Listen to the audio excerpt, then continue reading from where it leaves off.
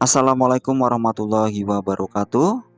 Halo semua, pada kesempatan kali ini Halo News akan memberikan informasi mengenai marak tenaga honorer bodong, BKN dan BPKP kerjasama lakukan piloting. Dan berikut informasi lengkapnya. Persoalan tenaga honorer hingga kini masih menjadi permasalahan yang menjadi fokus pemerintah untuk diselesaikan. Permasalahan tenaga honorer ini sudah ada sejak beberapa tahun lalu dan hingga kini masih belum juga selesai.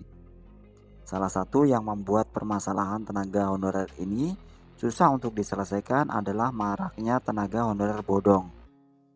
Maka dari itu saat ini pemerintah sedang berupaya mengaudit tenaga honorer agar tenaga honorer bodong tidak ikut terserap dalam pengangkatan pegawai pemerintah dengan perjanjian kerja atau P3K. Menurut Kemenpan RB Abdullah Azwar Anas, walaupun diberi surat pernyataan tanggung jawab mutlak atau SPTJM, ternyata masih banyak tenaga honorer yang datanya tidak valid sehingga harus dilakukan audit menyeluruh. Menurutnya juga banyak tenaga honorer yang belum terdata di Badan Kepegawaian Negara atau BKN, padahal sudah memiliki masa kerja lebih dari 5 tahun.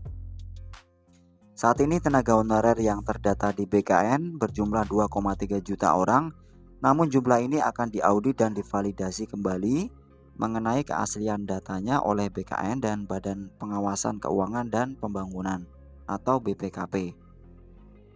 Untuk mencetak tenaga honorer bodong, masuk data pengangkatan P3K. Seperti diketahui, pengangkatan tenaga honorer ini akan dilakukan secara bertahap. Dari jumlah 2,3 juta tenaga honorer yang terdata di BKN tersebut, ada 749.398 orang yang lolos dalam seleksi CPNS tahun 2023. Dan kabar terbaru dari BKN mengenai pengangkatan tenaga honorer ini adalah BKN akan segera melaksanakan kegiatan evaluasi hasil piloting, verifikasi dan validasi data tenaga honorer.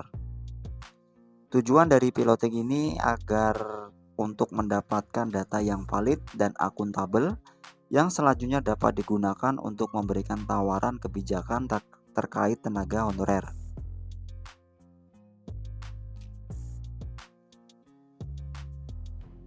Dengan melakukan audit secara menyeluruh ini, pemerintah akan mendapatkan data yang valid agar bisa mengambil sikap untuk tenaga honorer bodong, yaitu dengan mencoret mereka. Sehingga honorer bodong ini akan dicoret otomatis. Demikian informasi yang dapat kami sampaikan. Semoga bermanfaat bagi kita semua. Akhir kata, wassalamualaikum warahmatullahi wabarakatuh.